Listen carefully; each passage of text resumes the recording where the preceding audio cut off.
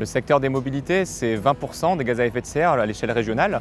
C'est également le premier contributeur en matière de pollution de l'air. C'est aussi un enjeu de pouvoir d'achat pour les ménages. Et puis enfin, c'est un enjeu de santé publique. On est dans une société qui est beaucoup trop sédentaire aujourd'hui.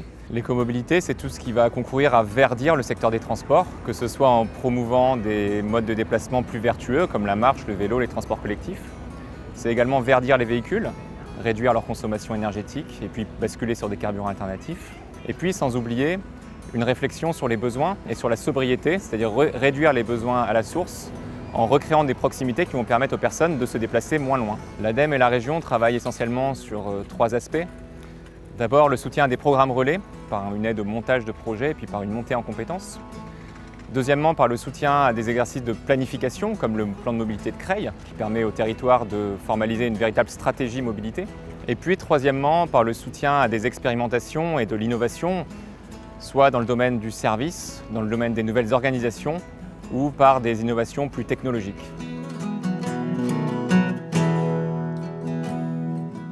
Nous étions dans l'obligation, nous, de réaliser un plan de déplacement à l'échelle des 100 000 habitants que comporte le syndicat. Je suis allé voir en fait l'ensemble des EPCI pour dire est-ce qu'on ne pourrait pas parler mobilité au même moment avec le même cahier des charges. On pourrait peut-être trouver des synergies dans l'intérêt en fait, de nos citoyens qui depuis bien longtemps se sont affranchis des limites administratives.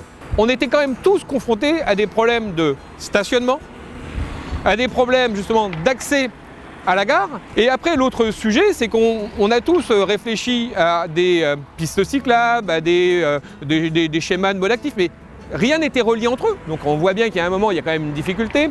Et donc on a déjà travaillé en fait sur cette notion de bassin de vie. Le fait de travailler à cette échelle-là, qui représente quand même donc un tiers du département, nous a permis de bénéficier de 70% de subventions pour accompagner justement cette démarche.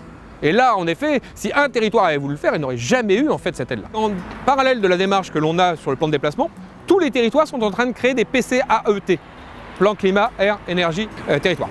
Et donc du coup, si vous voulez, c'est vraiment ça l'indicateur. C'est-à-dire qu'on va d'un côté, on va mesurer la pollution qui existe de façon globale et on sait qu'en fait, une grosse partie est liée au déplacement. Hein.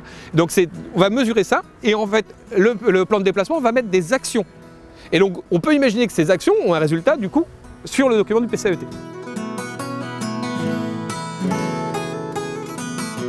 Au préalable, on a fait une photo du territoire. C'est ce qu'on appelle une EDVM, enquête déplacement ville moyenne. On a interrogé 2% de la population. Nous avons fait le choix de 14 actions qui se retrouvent dans chaque document, en lien entre la ville, l'urbain, le transport collectif et la ruralité.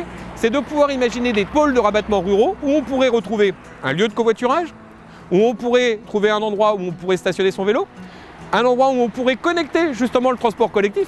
Il y a bon nombre d'autres choses. Comme comment on réduit en fait le nombre d'autosolistes. Comment on fait pour que si on utilise encore une voiture, on met plus de monde dedans pour éviter justement la multiplication en fait, du nombre de véhicules. Et ça, je pense très honnêtement que c'est reproductible bien au-delà de notre territoire.